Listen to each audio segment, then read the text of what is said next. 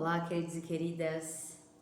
Eu estou contando a história de Jesus, do livro O Maior Homem que Já Viveu, e hoje a história é Negado no Pátio. Após abandonarem a Jesus no jardim de Getsemane e fugirem amedrontados com os demais apóstolos, Pedro e João desistem de fugir. Talvez alcancem a Jesus enquanto este está sendo levado à casa de Anás.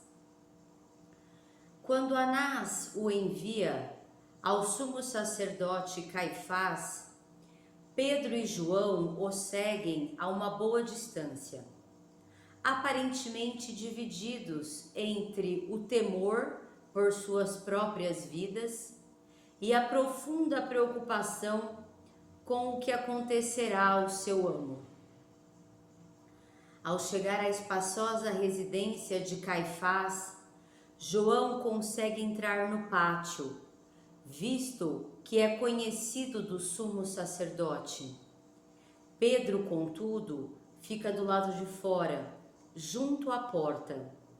Mas João volta logo e fala com a porteira, uma serva, e Pedro obtém a permissão de entrar. A estas horas faz frio e os criados e os oficiais do sumo sacerdote acenderam um fogo de brasas. Pedro junta-se a eles para aquecer-se, enquanto aguarda o resultado do julgamento de Jesus.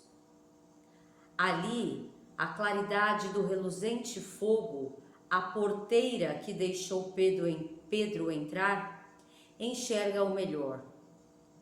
Tu também estavas com Jesus, o Galileu, exclama ela. Perturbado por ter sido identificado, Pedro, perante todos os presentes, nega que conhece Jesus. Nem o conheço, nem entendo o que dizes, diz ele. Diante disso, Pedro se afasta-se para perto do portão. Ali, outra moça nota sua presença e também diz aos que estão em volta: este homem estava com Jesus o Nazareno. Pedro novamente o nega, jurando: não conheço este homem. Pedro permanece no pátio, tentando, na medida do possível, passar sem ser percebido. Talvez, nesse momento, ele se sobressalte pelo cantar de um galo na escuridão da madrugada. Nesse ínterim, o julgamento de Jesus está em andamento, evidentemente sendo realizado em alguma parte da casa que fica acima do pátio.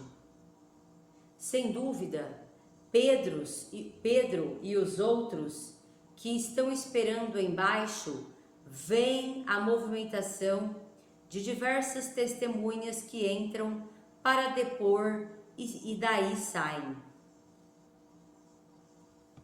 Olha a imagem.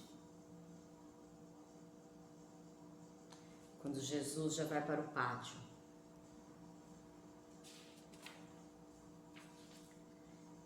Já se passou cerca de 1 hora desde a última vez que Pedro foi identificado como seguidor de Jesus.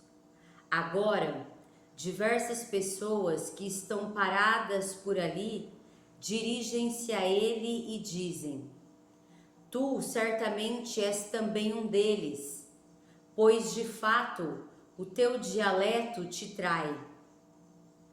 Um dos presentes é parente de Malco, cuja orelha Pedro decepou. Não te vi no jardim com ele? Pergunta. Não conheço este homem, assevera Pedro veementemente. De fato, praguejando e jurando sobre o assunto, com efeito, amaldiçoando a si mesmo, caso não esteja falando a verdade, ele tenta convencer a todos de que estão enganados.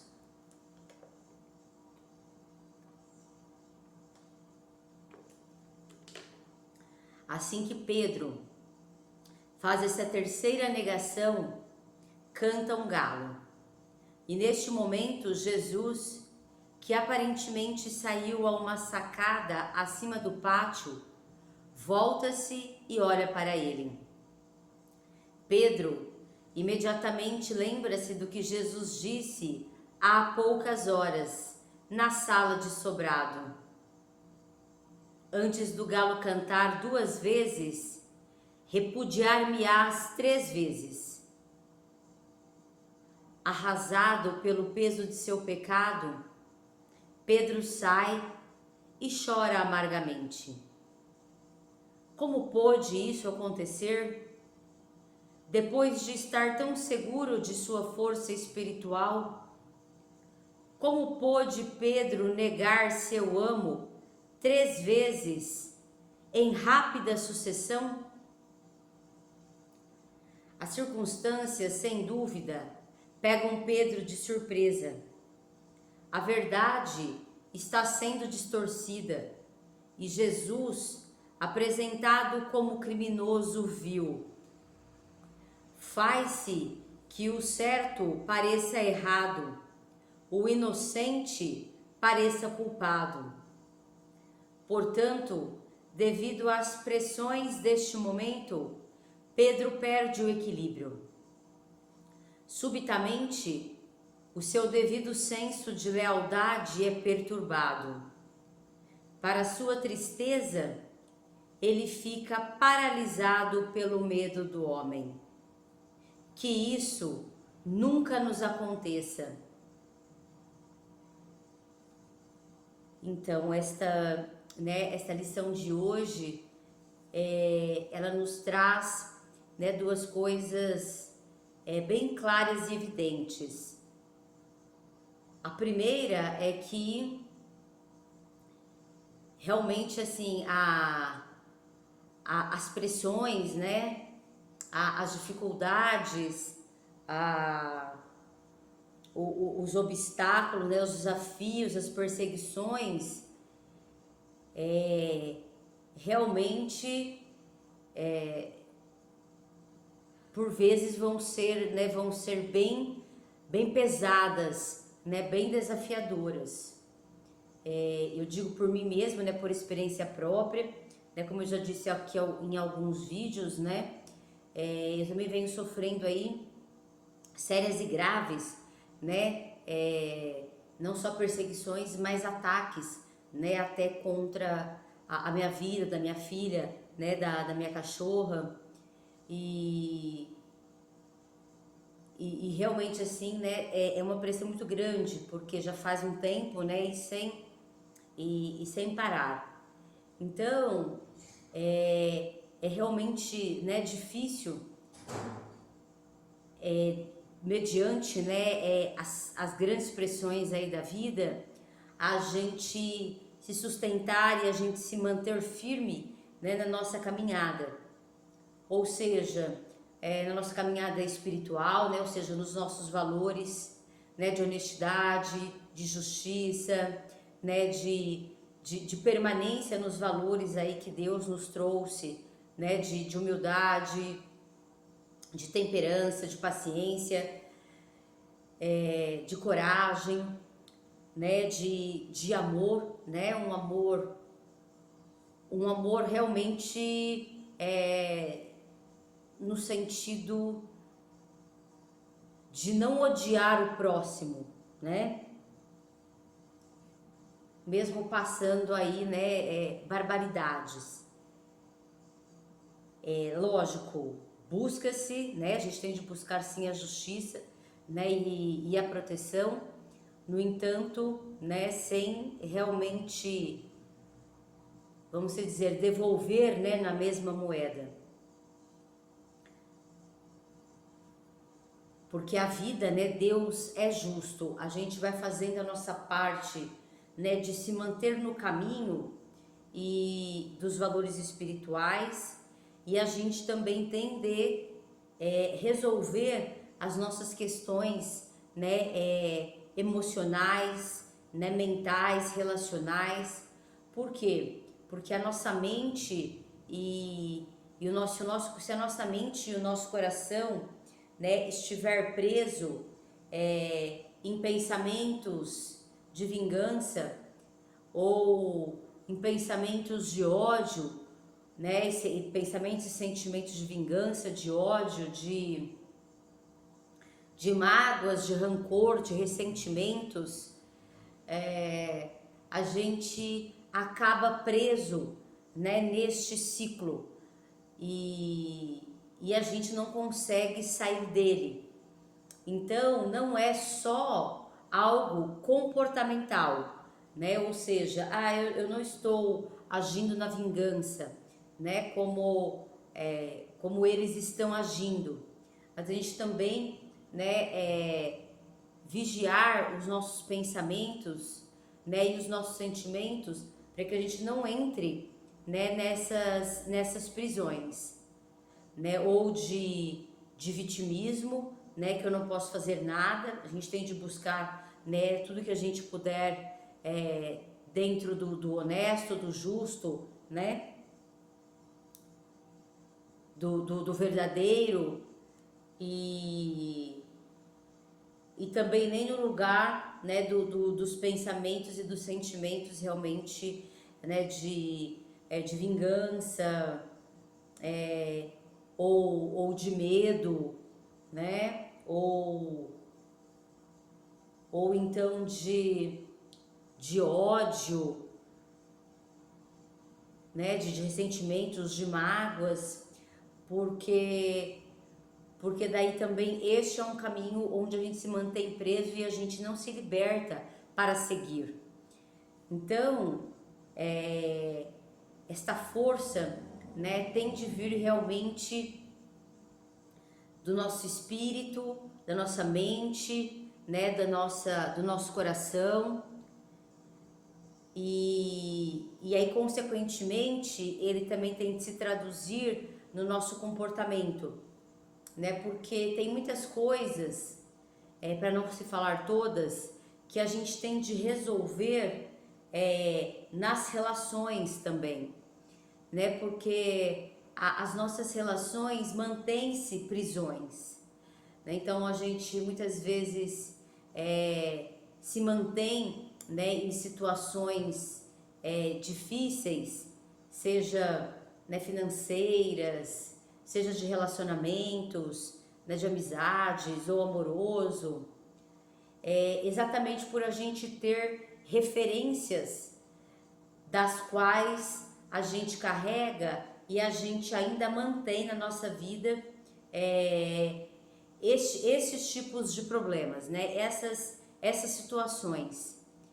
E essas situações se mantêm, que é para a gente realmente olhar e também se libertar deste passado, daquilo que, né, nos foi muito sofrido, nos foi injusto, né, rejeição, abandono.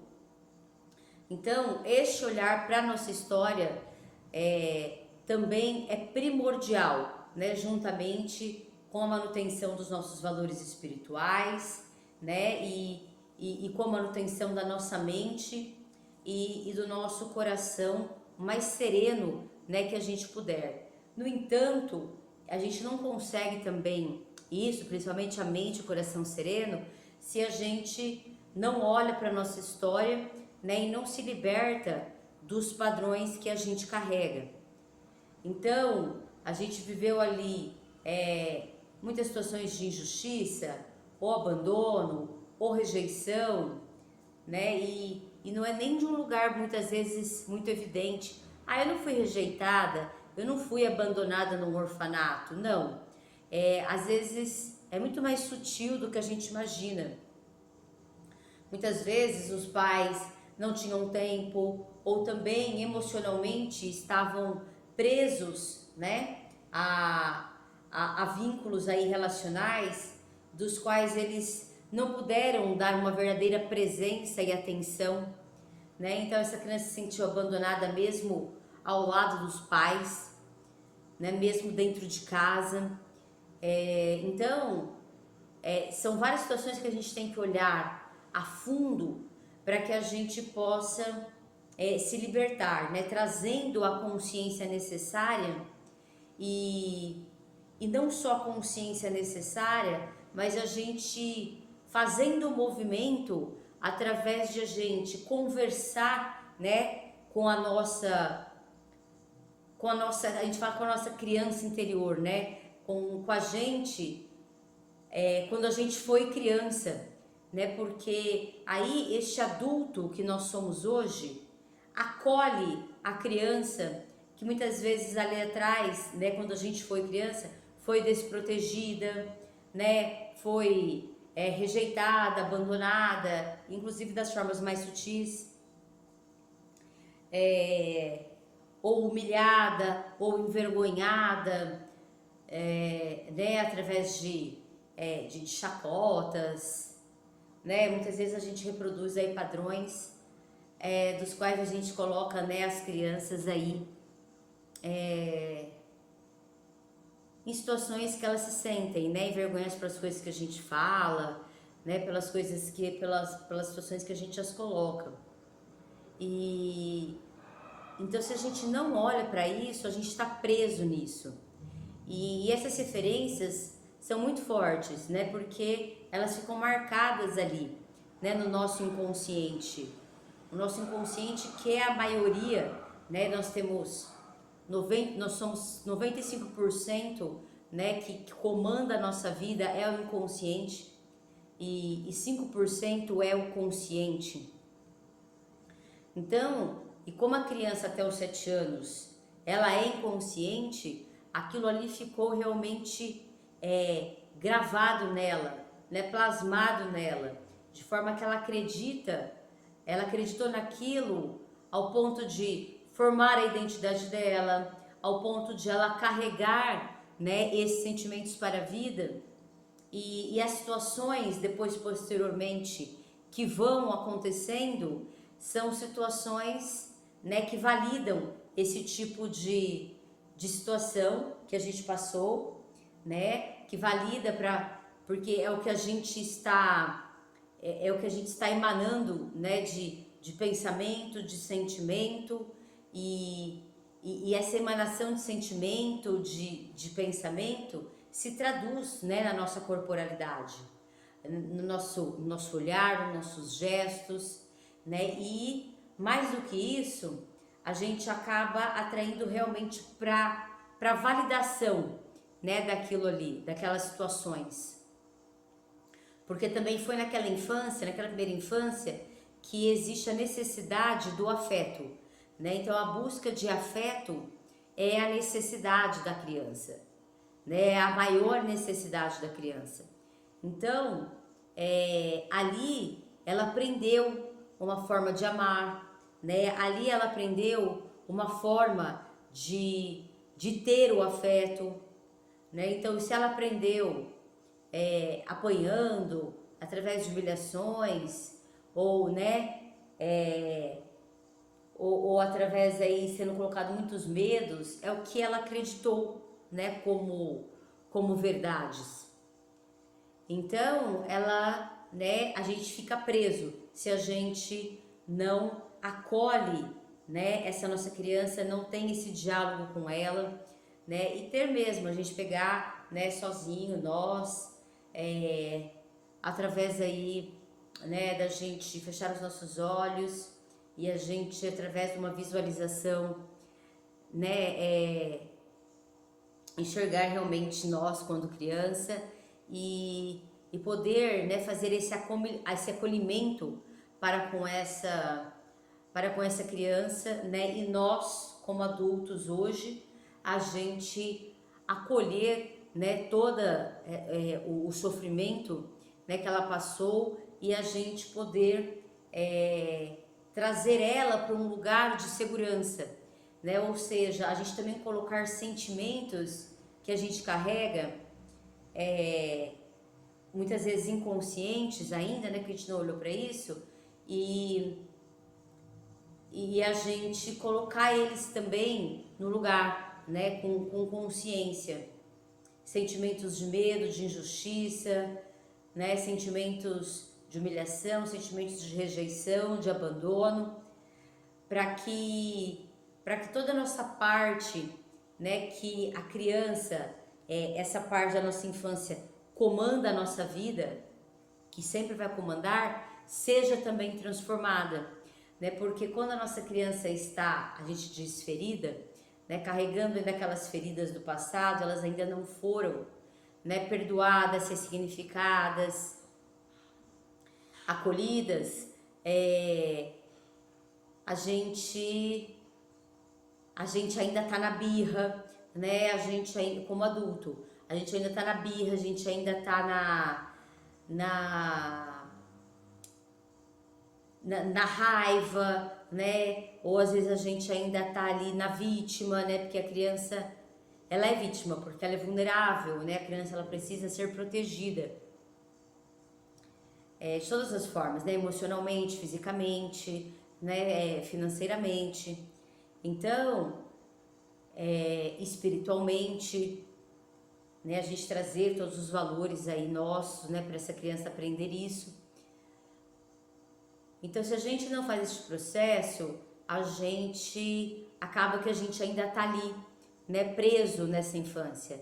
E a nossa também, a nossa alegria, a nossa criatividade, né? A nossa imaginação, que é essa parte nossa do inconsciente, que é a parte da infância, que tá ali travada, que tá ali por causa dessas questões, né? Nós estamos como adultos também travados. Nossa criatividade, na nossa imaginação, na nossa alegria, na nossa leveza, né? Então, a gente tende a fazer esse processo e fazer esse processo também para nós em relação à nossa juventude, né? Porque na juventude a maior necessidade é a de reconhecimento, né? A de pertencimento.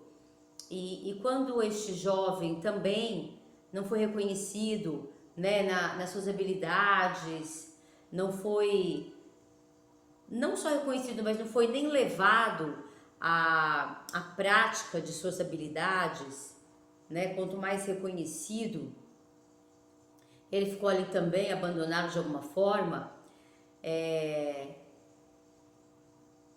ele também vai levar para a fase adulta essa necessidade de reconhecimento. Então, aí a gente chega na fase adulta e a gente ainda está ali na nossa criança ou a gente está preso ali na nossa juventude, né? Então, aí nós estamos o quê? Nós estamos imaturos, né? Buscando o afeto e o reconhecimento a qualquer preço, inclusive ao preço da nossa vida financeira, ao preço da nossa vida amorosa, né, o preço da nossa família, o preço da construção realmente de uma vida, né, e da fase adulta. Porque a gente faz as coisas somente para obter o afeto e o reconhecimento, né? E se a gente não obter, se a gente obter críticas, se a gente não obter a validação, se a gente não faz, né? A gente entra na birra, ou a gente entra na vítima, ou a gente entra na vingança, né? De querer prejudicar o outro porque o outro não fez o que a gente quis, né? Né, é a criança mimada ali gritando, né? Então, a gente tem de observar os nossos comportamentos hoje para que a gente possa ver que partes nossas estão gritando no momento para que a gente se liberte, para que a gente usa a palavra cura, mas assim, porque são feridas emocionais, né, que ficaram, são questões emocionais, então a gente usa essa palavra como uma questão mesmo para a gente acolher, né, e proteger agora, trazer essa proteção para nossa criança que não o foi, né, trazer esta atenção e este reconhecimento, né, e este afeto para nós mesmos, né, para nossa criança ou para nossa fase jovem, e a gente faz isso para conosco mesmo hoje em dia. Então a gente pode também se levar para brincar num parque, né? A gente pode trazer aí também atividades de desenhar, né? E não que a gente não possa fazer isso de adulto, mas eu falo também como um exercício, né, para nossa criança, né? Ou para o nosso jovem, por exemplo, a gente olhar também os nossos verdadeiros talentos e ver também se a gente está na direção daquilo que a gente quer ou do que quiseram pra gente ou do que querem pra gente, e a gente ainda está seguindo o caminho do que querem pra gente e não da nossa autenticidade, né, do que a gente verdadeiramente trouxe para o mundo e do que a gente realmente é, né? Porque o que a gente realmente não é as feridas do nosso passado, né? O que a gente realmente é o que a gente realmente é em essência, né? Então a gente é a alegria, né? Daquela criança que muitas vezes foi reprimida, né? Foi humilhada, foi rejeitada, foi abusada. A gente né? Também toda a vitalidade, o sonho ali também do jovem, né, nos seus talentos, nas suas maiores habilidades. Então que a gente resgate isso da forma saudável que e realmente integre, né, ou seja, reconheça, acolha e que a gente entenda que a gente não é aquele passado, as feridas daquele passado, né? Que a gente é sim o que a gente é e o que a gente veio ser e fazer. Porque senão a gente vai realmente perdendo, né? Se a gente não faz esse processo, a gente vai realmente perdendo a nossa força espiritual, né? Moral, mental, né? Emocional, relacional. Então, nessa história aqui, a gente vê que